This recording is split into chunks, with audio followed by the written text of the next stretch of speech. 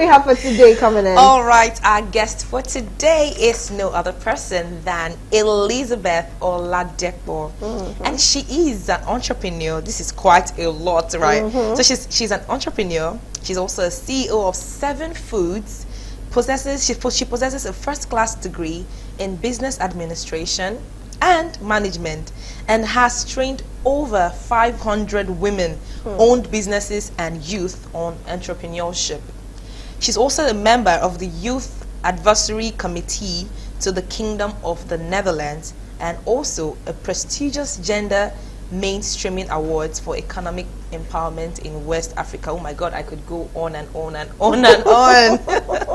Wow. Oh Lord, she is an amazing person. Yes, she is. Imagine such a profile. So you should know definitely you're about to get the biggest, most important advice ever when it comes to, you know, being a woman and taking control of your finances. So can we have Elizabeth Oladipo on the screen? Good morning, Elizabeth.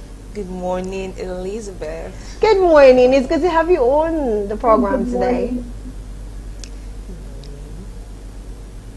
How are you doing this morning? Happy New Year. Merry Christmas in arrears, because of course it's the first time meeting you. Happy New Year to you. Okay, all right, amazing. So we're talking about how women taking over and taking control or having control of their finances. Now, what the first thing is for us to pick this topic, it means that a lot of women do not have control over their finances. It means that women love to spend. Even when you go to weddings and they do those, you know, games, they ask who spends the most. It's always rare for you to see a man being the one. It's always the woman. So I just want to ask, why do you think it is like that? Do you think we're trying to fill up a space? We're trying to, maybe there's this space inside of us that is lacking and we're trying to fill it up with buying things and money, or we just like to beautify ourselves, or if we do not spend, we will fall sick. I do not understand. Maybe there is a math around that. But please, can you explain why we always love to spend? Thank you very much for having me here. Financial control all around is actually a cornerstone for, you know, personal independence and empowerment, so to say. So women love to feel good, women love to look good, and it's no brainer that we'll spend that money to do that, right? Which in some cases, for a long time, financial decisions have actually been seen as something that firmly rests in the hands of others, oftentimes the men, whether it's your partner, whether it's a family member, or, you know, whether it's a financial institution. But in today's world, a lot of things are changing rapidly. There is digitalization, the technology, and the stakes are even high. So it's essential that we understand how managing our finances are, our financial futures. So it's more than just having the money to buy all of these things. I think it's a self-esteem thing. That's one. Secondly, will be, you know, the self-satisfaction, all of that. But truly, it's very important for us to actually understand financial control, because it's more than just bank accounts, numbers. It's about freedom. It's about choices, and it's about like security. We are secure. We understand that we have the capacity to want to do things that we desire. And when a woman actually has control over her finances, she has the ability to shape her destiny.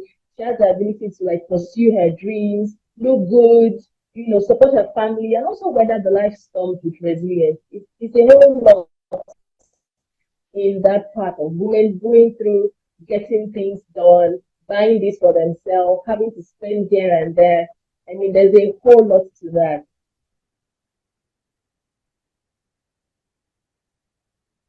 Woman has control over her finances. She has the capability to shape her future. So that brings me to my next question. What are the first steps? What are the first things that a woman can do in order to start having control of her finances? What are those practical steps you think she can, you know, take, or, you know, just do to have control of her finances? So the first thing I think everyone should do, aside from setting clear goals, because normally setting clear goals will be the first thing. But in all honesty, the first thing we should be doing is to take full responsibility of where we are today. we don't have to put the blame on someone else. We are where we are today because of our actions. First, take full responsibility of where we are. Then this now, takes us to setting clear goals. Define your financial objectives. Why do I want to be financially independent? What, aside from us using the cliche word that everybody has to be financially independent, personally, what are your financial objectives? Whether it's building an emergency fund, whether you want to build your home, or you want to even plan for retirement, you need to set clear goals. Also, how you're going to achieve those goals. They don't have to be very big goals like that, right? If you are not very sure of your small goals, how much more are you going to be able to achieve those big goals, right? So let's take it one step at a time. We're setting our clear, smart goals to achieving financial, freedom. Another thing we need to learn about personal finance. A lot of times we just go to the market, we want to make food for the family or do a meal prep for the week, and we just go to the market and buy everything. There is no breaking down or there's no budgeting of, okay, if we do this and this and this, we should be able to get this. We don't try to look for the opportunity cost of acquiring this to acquiring, pepper, to acquiring tomatoes and all of that. So we need to learn about personal finance, equip ourselves with knowledge about budgeting, about saving, about investments, about debt management through books, workshops, online resources. And honestly, debt, a lot of women are scared of taking debt because they feel debt is a bad thing. But actually, there is good debt that one can take to grow their business, that is, you're running the business or something. And then there are amazing investment platforms that you can, leverage on. You can do your government bonds, you could do monetary funds, you can do mutual funds, and all those things, right? So we need to get personal finance knowledge. We need to equip ourselves with knowledge and also create and stick with a budget. I mean, this has been a great help for me in my marriage because I'm able to track my income personally and also align it with the support of the household. What are my expenses like? Where is my black horse going to? So I have a black horse. My black horse is where I take funding to help family members, support someone here, support someone there, without having to, do so much expenditure on my own personal savings, right? So I'm able to track my income and expenses to understand my spending habits and also prioritize my savings. And yes, you can start investing early. It's not too late to start investing. And then build multiple income streams. One of the things we do at my company, aside from our food production, would now be having to serve people in diaspora with different food contract services. So we are building multiple income streams. Oh, you could do the digital side hustles. Now everybody can be home and be earning dollars, thousands, millions, right? So I mean, you can explore side hustles, entrepreneurship, freelance work, all of that, and seek financial advice.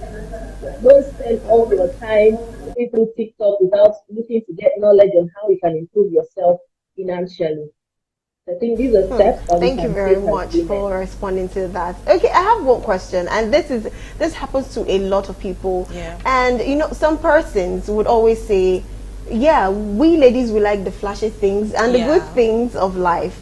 But what would you say, or what would you advise a woman that loves to shop those expensive things, expensive bags, expensive wares, expensive jewels, expensive shoes, and she knows that yes, wherever I go to when I wear this is amazing. Or people that would just rather buy so many things that probably are not of good quality, Yeah. but they will tell you it's better I buy those things and after like 3, 4, 6 months I dump them, I buy another one, or even 3, 6 months. So even you that you bought something expensive and you have like 4, and that 4, let's assume 100k, Yeah. you get 25,000 naira dress, and you have 4 dress and you want to rock it for as long as you can, and someone who has 100k and the person goes for thrift or bend down select to have variety, and person keeps changing and changing and changing. To be honest, which would you prefer? Because if you go to a certain gathering, you might be judged because of those things you're wearing, those cheap things. But would you rather a woman goes for those expensive things and you have something good, or you say buy as much so far they look good on you and you know how to carry your body well? You say buy the cheap ones and have so many varieties so nobody knows one clothes on you. Like they'll be like, every time this red gown, you understand, something like that. Which would you advise a woman to do? And that's because we're trying to manage our spending here. Do you understand? So please, what's your advice on that? Regarding that, I think the things we need to actually know is to stop the bleeding and stop self-esteem spending, right? A lot of we need to like have that out of our head. Are we buying these things to please people or to make ourselves actually feel good and look good? So if we're focusing on self-esteem spending, we are focusing on things that please the outward part of our body, the outward part of the other people. Why not us? So either you're buying four clothes of this amount or you're buying three in large quantity, you should look at why you are buying those things. Look at your budget. Can you afford it? What is the depreciation cost of those bags you are buying? If you're buying tons of bags that are of bad quality, what is the depreciation cost of each of those bags? Will those bags last you for the next 2, 3 years before you buy another one? Compared to the person that is buying high quality bags that you can always, use the bag for year on year, right? Without issue. So this is a thing of financial capability, and then also, self-esteem spend. So understand what is the right motive for your spend or your wear. Is it to look good for yourself, internally feel happy that you look good, you're happy, or you want to pay them, quote and unquote. So your course will tell you what you should do. And if your plan is to pay them in 2025, be ready to, spend more money and get good things. I mean, both of them, I don't know, for me, I would rather have high quality items, high quality pieces that I can wear time on time, and maybe even fly in Nigeria, use our own local materials, our lovely Ankara dresses, and just sew something nice for myself. Right. So I mean, it's a variable, whichever one works. Okay, it's a win-win situation. Yeah.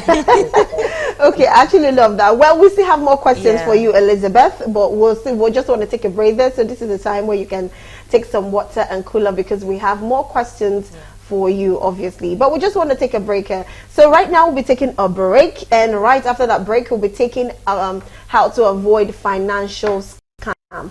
You know what, we're still saying the financial discipline. You have your debit card, and there's some things you register online with your card, and sometimes you fall in love with someone online, and before you know, they're ripping you. Don't let anybody to rip you this 2025, trust me. So let's go see the tips on how to avoid financial scam, and when we come back we'll see have Elizabeth Oladipo with us, and definitely Oladipo sorry. So when we come back we'll continue with her because we have amazing questions for her, and really we ladies, we need to know how to save and own our finances. It's very important. Covenants, I definitely you need to know how to save please. and own your I'm speaking covenants mind right now. So let's quickly go for a break, and right after the break we would have the tea.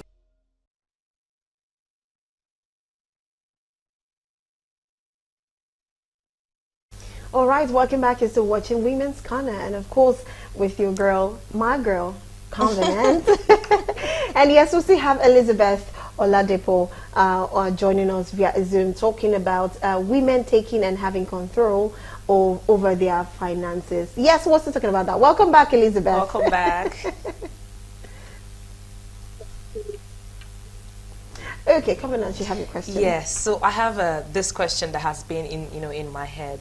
So I want to ask, how can a woman break free from the mindset of financial dependence? When I say financial dependence, a woman having a husband and she knows that the husband is the head of the family, he foots the bill, when she asks for money, he's always providing, and she's just like, what am I supposed to be doing? Let me just be looking pretty and sitting pretty at home while my husband is doing all the work. So how can a woman break free from that mindset of being financially dependent on her husband, and moving towards being financially independent?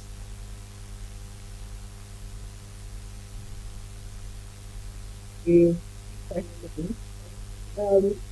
so it's thing of the mindset, like you said, how they can break free from that mindset is understanding that, according to statistics, men die earlier than women. So that man might not be there to the end of time. I am not the one that says that. It's according to statistics, right? Men have more mortality rate. I don't know the English for that. But women live longer than men, according to statistics. And you don't know that that man will not be there all the time. But then look at the bright side. How about you're able to support your partner in anything, any project, no matter how little your support and contribution is? How about you're able to impact the lives of people in your community through job creation? I mean, it's a wide range of opportunities. You are breaking the barriers, educating the next generation. You could even be in your house and start up something small, maybe even on financial education, like we're talking about right now. So it's a personal choice. However, there are some amazing women too that just like to be at home, take care of the kids, because that's a whole lot of work as well. That's a full-time job in itself, caregiving. So some people prefer to take care of the home front while their partner do the real time work and all of that. But whichever case it is, a win is a win, right? So if they have that mindset shift to say, I want to contribute to the household, I want to, support my spouse, even if he's saying don't do this and don't do that, how about having a discussion to say, oh, I have a flair for this, I have a passion for something like this. I can start small from the house. And with his support, you can even grow into something big. Take a look at the amazing women we have today. Okonjo Iweala, Mrs. Ibuka Oshika, Olorosha Latija. Their husbands are doing okay too. So if they had stayed back at home to say, my husband take care of everything and I'll just be there, enjoying and all of that, I don't think they'll be where they are today. So it's a mindset thing. But then again, there's some people and some amazing women who love to stay at the home front and take care of the family, which is also a great thing. Amazing. But to be honest, now for women, like you said, something who always like to be at the home front, how can such a person, a wife that every little thing in the house, no matter how much you think you're saving, you have to just bring out the money and pay and just make things okay at home even before the husband comes. And take it for example, maybe he's one of those women who do not even really like to ask, except maybe the husband gives. How do you think she can be able to manage her finances? Because trust me, when you are at home, you will see everything going wrong. In fact, that's when you know, oh, this bulb is not bright enough. You want to buy another one. You keep spending and spending and spending. Okay, this gas. I said I wanted to repair this gas. Let me go. You will keep spending. Trust me that when you're outside and you're focused on, you have a lot of things. That's when you remember, okay, your child is lacking in trousers. Let me go and get some trousers for the child. You start spending. Now, how do you think a woman like that who is at the home front can actually manage her finance and still be able to save just in case of rainy days, like when the real deal happens and you really need to bring out the money to save the day? Thank you very much. Okay, so you talked about having them wanting to buy this and that for their home and all of that. I mean, there's a lot of possibilities in them pushing what they're doing. For example, having a plan for the rainy days, having a savings set aside, or even part of the fund that has been allocated for household spending. How they're able to manage that fund and allocate it to important areas. One of the messages that I've been passed across in this show is the 50-30 savings, system where they're able to allocate 50% of their income here, 30% here, 20% here. If that can also be applied to the home front, trust me, a whole lot of things will go good.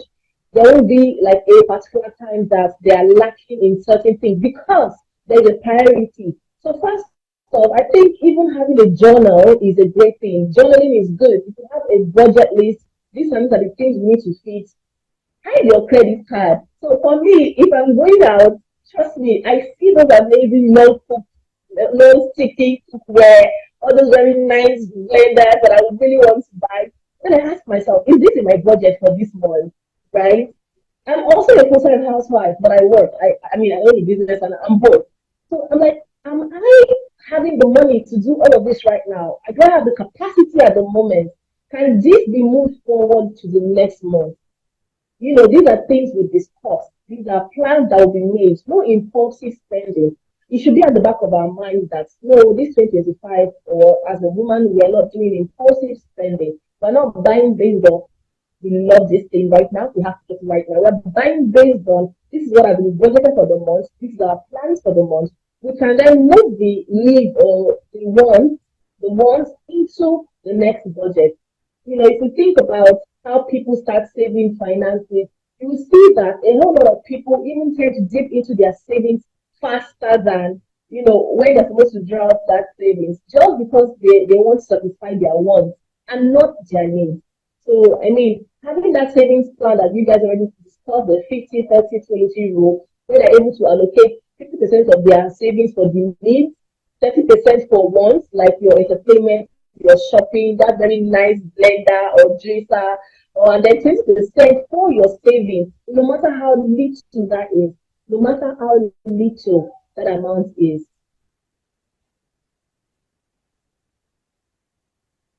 Something when we were, conversing, you talked about good debt and bad debt, right?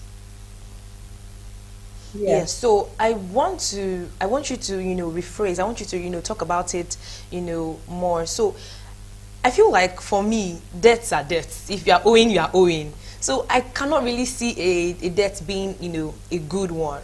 But when you say, okay, a lady or a woman should have good debts, how would she pay these debts back without feeling overwhelmed financially? Or does she have to have a business first before paying these debts? I mean, how should she just, go about it when she wants to pay for, or when she wants to pay the debts that she has been owing? And also to add to what Covenant asks is what actually is the difference? Because a lot of people do not know. Like she said, Yeah. a debt is a debt. So what is the difference between having a good debt and I said death? Having a good debt and of course having a bad debt. What's the difference? Of course, we know the good debt is definitely better than the bad. Yeah, but what? Yeah, But what? debt's debt, yeah. Debt's a debt. So what exactly do you mean by good and bad debt? Okay, thank you very much. So, regarding debt, good debt here to me, in the layman sense, simply means taking debt that can be used to raise more money or that can be leveraged upon to increase your income or to match up or meet up with a supply. I'm in the food industry, I'm in the food processing space. If I take a loan, for example, say 10 million naira, right? And the interest on that loan is about say 12%, right? That money, I'm using it to acquire crop produce from my farmers. I'm not using that money to buy ashwebi. I'm not using that money to buy the latest Birkin bag. I'm not using that money to buy Christian Dior. So I'm utilizing that funds for the good of my business, which I know that with marketing effort, I can push out my products, make my profits, remove their interest plus the money borrowed and refund to the loan of the loan organizers and all of that, right? The bad debt here will be taking money from borrowing money and just using the money for what's not meant to be used for, or using the money for what does not generate capital or what does not bring value to you. Then you now start struggling to pay back the loan. Then they start texting all your family members on the app that says Tamara is owing money, pay back, or we're going to post her picture on Facebook. Those are things we don't like. So bad debt actually are debts that do not add value, that do not bring economic value to you after use and all of that. You don't use the money for what is resourceful. So regarding the good debt, you can get loans used to grow your business. You can get loans to use to develop your organization. As far as you understand how how you are portioning the profit. So if you're taking that amount of loan, what's the payback period? One, you consider the payback period, you consider the interest amount on the loan, and then you say to yourself, okay, every month, if I'm paying 10% of this amount, every month I have to remit this certain amount to this account and keep it safely aside, or refund to the people that give you the loan. So you have a payback period and interest, or you ensure that whatever you are selling or whatever service you are providing that you use that loan for, the profit margin exceeds the margin of, the percentage of interest for that particular loan. So saying that a loan is 10%, the profit margin should be way more than 10%. It can be 20% so that you also make a profit as a business owner. That way, you utilize the funds, everybody's happy, you pay the loan back, and you grow your business. Thank you very much, Elizabeth. Thank you, Elizabeth. Oladipo. That was amazing. You touched so many areas, Yeah. and most importantly, at least people kind of the good and the bad debts, and of Yeah. course how to be able to control. Even if you're a housewife, you can still be able to control your finances, because you have to have a journal, scale of preference, so many things she actually did said. But thank you very much, Elizabeth, for joining us on the program, just because you're a call away and you could actually join quite early and give us amazing advice. Thank you so much. We do appreciate you. From all of us at Galaxy TV, and of course from my girl too, we'll say a big thank you. Thank you so much.